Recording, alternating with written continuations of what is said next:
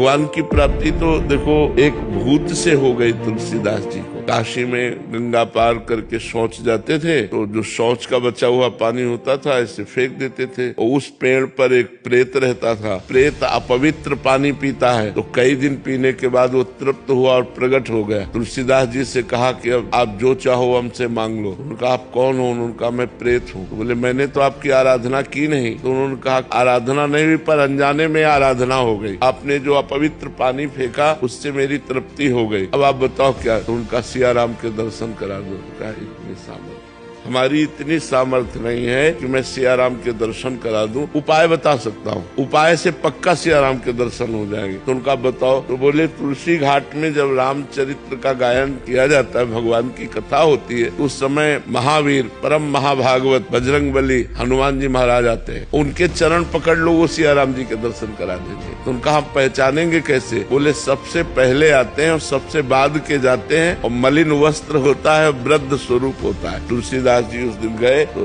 जो ही कथा सुनी तो सबसे पहले आकर हनुमान जी महाराज बैठ गए। मलिन कपड़ा पहने ऐसे वृद्ध रूप में तुलसीदास जी दृष्टि रखते हैं। और जब सब चले गए तो हम प्रणाम करके जो ही चले सो पीछे लगे तो भागे हो। तो तुलसी घाट से लेकर संकट मोचन जो काशी के हैं वहाँ तक हनुमान जी भागे। तुलसीदास जी जाके चरण पकड़ लिए। उनका क्या चाहते हैं? तो उनका प्रभु इतने दिन हो गए भजन करते हुए, मैं अपने प्रभु को देखना चाहता हूँ, कैसे है मेरे सिया राम जी। तो उनका यहाँ काशी में नहीं, चित्रकूट में चलो। तो फिर हनुमान जी की कृपा से श्री लक्ष्मण जी और श्री राम जी का साक्षात्कार चित्रकूट में श्री तुलसीदास जी को हुआ। तो हम ईमानदारी से संपूर्ण भावना से भगवत भावना से यदि सेवा करें तो कहीं भी सेवा करें वो भगवान को ही पहुंचती है, क्योंकि मूल में सबके भगवान विराजमान है।